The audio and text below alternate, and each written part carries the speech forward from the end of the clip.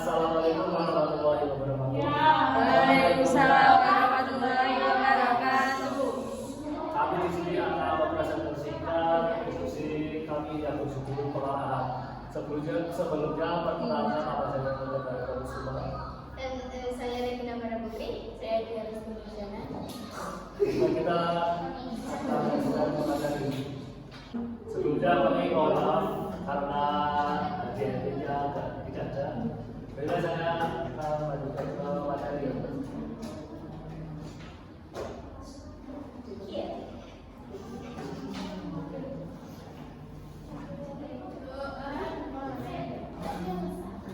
Langsung saja ke pengarahan. Pengarahan juga merupakan kegiatan yang mengarahkan semua karyawan agar mau bekerja sama dan bekerja efektif dan efisien dalam membantu tercapainya tujuan perusahaan, karyawan, dan masyarakat.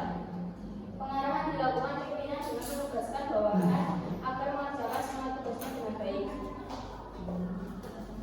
Motivasi.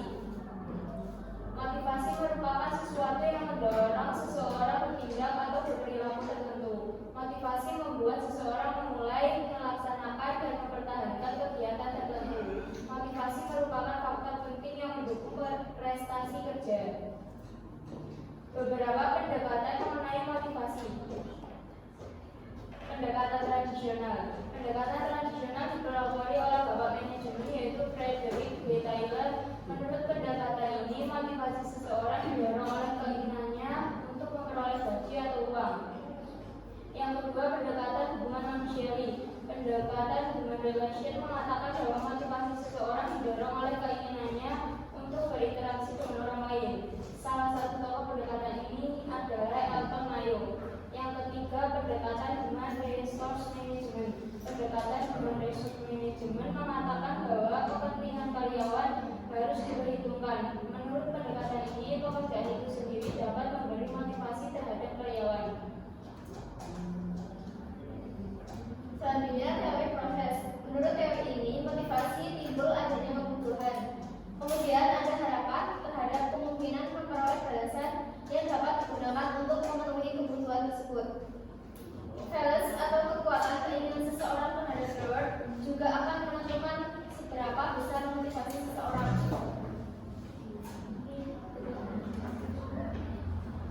Dua, kepemimpinan.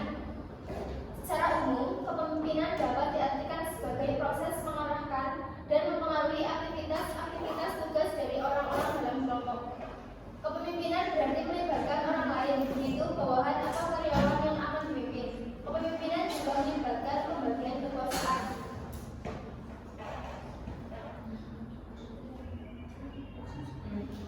Sumber-sumber kekuasaan.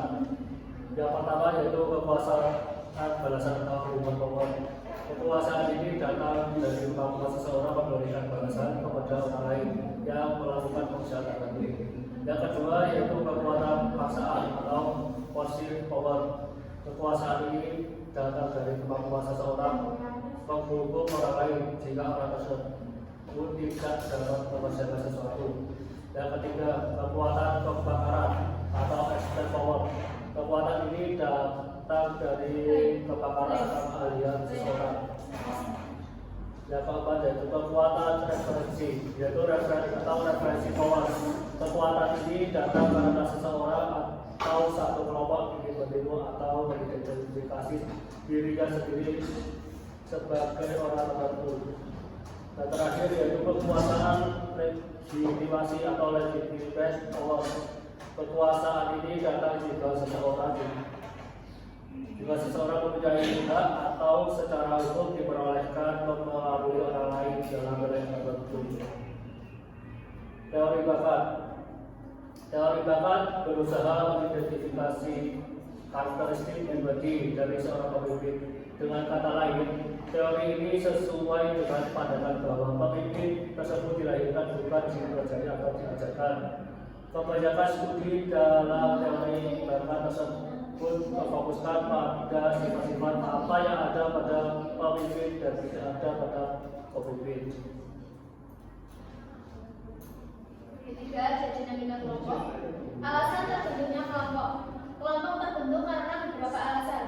Kelompok fungsional atau formal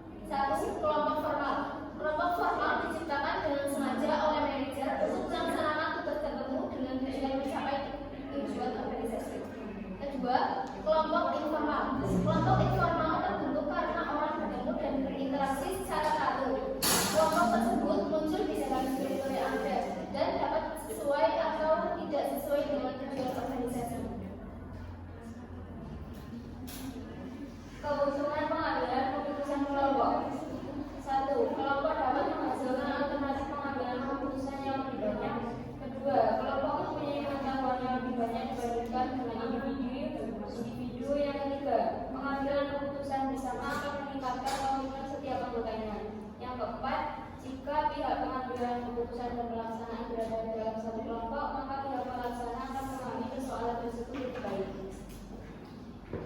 Kelemahan pengambilan keputusan kelompok. Kesatu, kelompok cenderung membatasi alternatif keputusan yang mereka pertimbangkan. Yang kedua, kelompok barangkali akan didominasi oleh seorang pemimpin yang barangkali tidak memiliki keahlian dalam pengambilan. Yang terakhir, kecenderungan pemikiran kelompok menguasai individu. Komunikasi merupakan proses pengiriman informasi dari satu pihak ke pihak lain. Komunikasi efektif bukan merupakan pekerjaan yang mudah. Definisi komunikasi melibatkan tiga hal. Yang pertama, komunikasi melibatkan orang. Yang kedua, komunikasi melibatkan arti informasi yang sama antara pengirim dan penerima. Yang ketiga, komunikasi melibatkan simbol-simbol yang dipakai untuk menyampaikan suatu maksud. Komunikasi ke atas, ke bawah, dan ke bulan. Komunikasi vertikal merupakan bagian penting dalam suatu organisasi. Komunikasi ke atas terjadi apabila bawahan memberi pesan atau informasi ke atasan, sedangkan komunikasi ke bawah terjadi apabila atasan memberi pesan atau informasi kepada bawahan. Biasanya yang terjadi adalah komunikasi ke arah atau bawahan atasan dan atasan bawahan, atau merupakan komunikasi gabungan antara ke atas dan ke bawah. Komunikasi horizontal dan komunikasi lateral. Komunikasi horizontal terjadi jika komunikasi antara anggota organisasi dengan tingkatan yang sama. Biasanya komunikasi ini terjadi antara manajer dalam organisasi berfungsi meningkatkan koordinasi unit-unit saling berhubungan. Komunikasi horizontal juga dapat dilakukan secara lateral. Komunikasi ini terjadi apabila pola komunikasi mengikuti aliran kerja dalam organisasi. Faktor lain yang mempengaruhi efektivitas komunikasi dalam organisasi. Yang pertama yaitu saluran komunikasi formal. Yang kedua, struktur wewenang organisasi. Yang ketiga, spesialis kerja. Dan keempat, kepemilikan informasi. Sekian presentasi dari kelompok kami. Atas kurangnya kami mohon maaf. Wassalamualaikum warahmatullahi